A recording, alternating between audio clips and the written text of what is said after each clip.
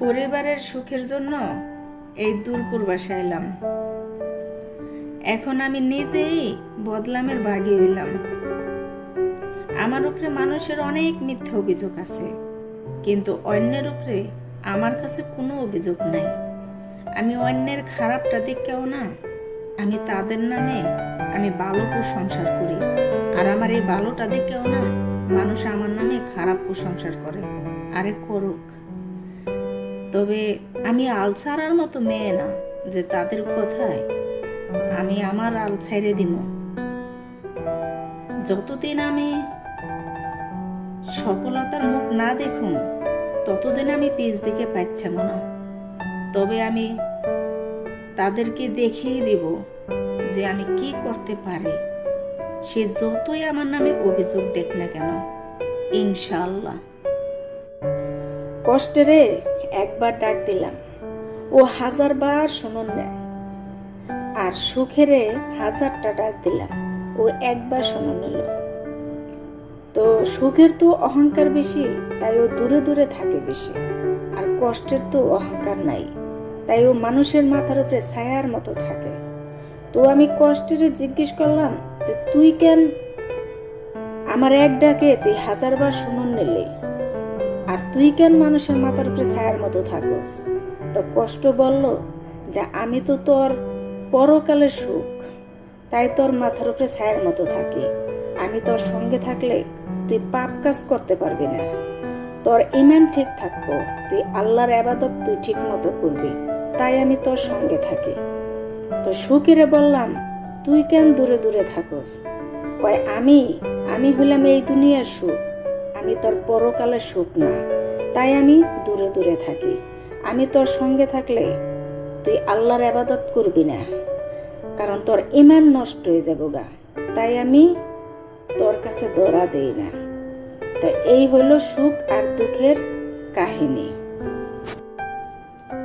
ভেবেছিলাম যে সবার নিয়েই সুখে থাকবো।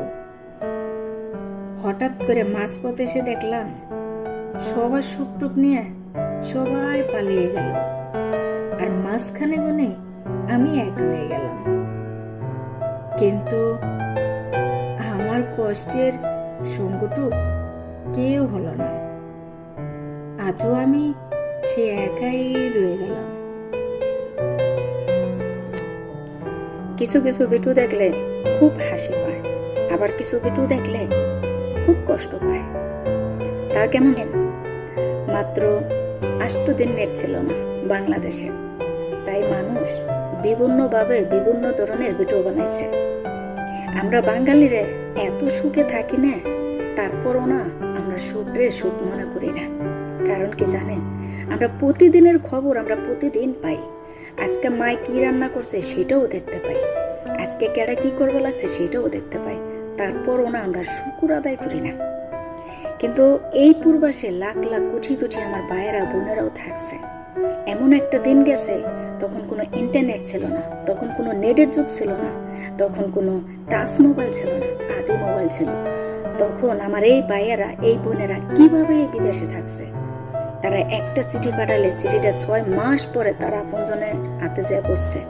তারা ডলারের মাধ্যমে কথা বলছে, সিমে টাকা ভরে কথা বলছে। তারা 5 বছর বিদেশ করলে 5 বছরের মধ্যে তারা আপনজনের মুখ দেখে নাই, তারা 5 বছর পরে যায় তারা আপনজনের মুখ দেখছে। তাই আমার এই পূর্বাসী ভাইয়াদের মন কেমন ছিল, তাদের কতটা কষ্ট লাগছে, তারা কতটা কষ্টে জীবন যাপন করছে। তারা বাপ মায়ের দেখতে পায় নাই 5 বছরের মধ্যে, তারা কথাও শুনতে পারে নাই। আরে ভাই, আমরা তো অনেক সুখে আছি রে ভাই, একটু শুকর আদায় করেন না, করেন। জীবনে যদি সুখে থাকতে চাও, তাহলে কারো ডাকে সাড়া দিও না, তোমার মতো তুমি হাঁটতে থাকো। কারণ মানুষ যখন কষ্টে থাকে তখন তার পাশে কেউ থাকে না, খোঁচানোর মতনও মানুষ থাকে না, তারা ভালো বুদ্ধি দেওয়ার মতনও মানুষ থাকে না। তো যখন মানুষ সুখে থাকে তখন তার খোঁচানোর মতো মানুষের কোনো অভাব থাকে না, আর তার কুবুদ্ধি দেওয়ার মতনও মানুষের কোনো অভাব হয় না। কতক্ষণ তারে উপরে গুণে টাইনে নিজ দিকে নামাইব। মানুষ ভালোর চেয়ে খারাপটাই বেশি চায়।